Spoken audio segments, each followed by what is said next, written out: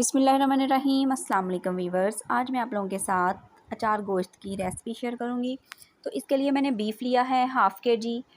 इसको अच्छे तरीके से वॉश कर लिया है। वॉश करने के बाद मैं अब एक बर्तन लिया है। बर्तन में मैंने ऑयल डाल लिया है। ऑयल डालने के बाद इसमें मैंने बीफ डाल लिया है और इसको फ्राई करूँगी। और साथ ही मैंने अदरक और लहसुन का पेस्ट शामिल किया है, एक एक चम्मच।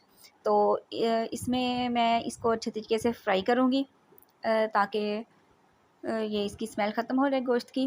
फ्राई बस इतना थोड़ा सा ही करना है, बहुत ज़्यादा फ्राई तो करना नहीं है इसको, बस नॉर्मल सा फ्राई करेंगे। बाकी मैं इसको बाद में गलाने के बाद अच्छे तरीके से भूनूंगी, ठीक है। अच्छा, मेरे चैनल को जिसने भी लाइक शेयर और सब्सक्राइब अब तक नहीं किया तो वो काइंडली इसको सब्सक्राइब कर दें और ज़्यादा से ज़्यादा शेयर करें। अच्छा, अब मैंने इसमें प्याज शामिल कर दिया है।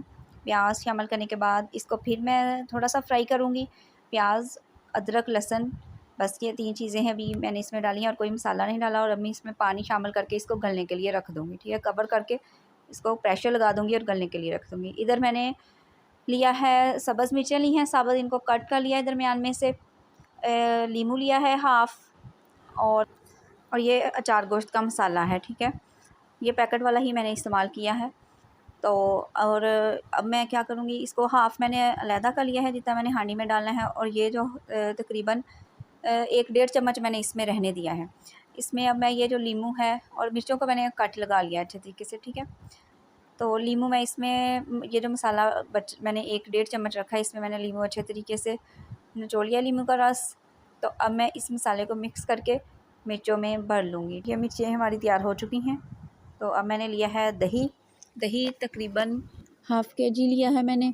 तो अब मैंने जो मसाला रखा था 3 चम्मच अचार गोश्त का मसाला, वो इसमें शामिल कर दिया। इसको अच्छे तरीके से मिक्स करूँगी।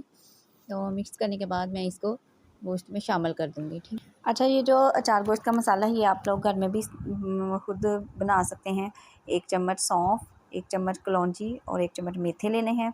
गरम मसाला लेना है मिक्स 1 चम्मच, सूखा धनिया 1 चम्मच, सुरख मिर्च, नमक और हल्दी ये भी 1-1 चम्मच लेना है। और इस सब को ग्राइंड कर लेना है।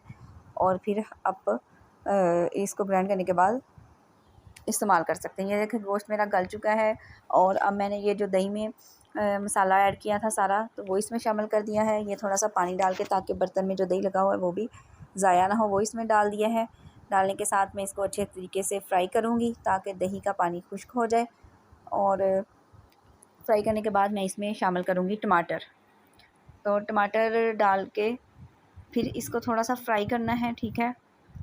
ये इसमें देखें दही का पानी सारा खुश्क हो चुका है। तो अब मैंने इसमें टमाटर शामिल कर दिए हैं।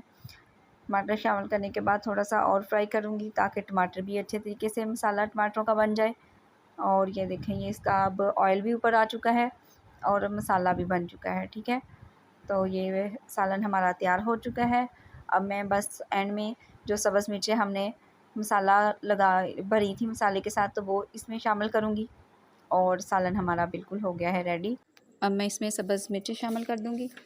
तो अब मैं नेक्स्ट वीडियो तक के लिए इजाज़त चाहती हूँ। दुआ में याद रखिएगा। अल्लाह हाफ़िज़।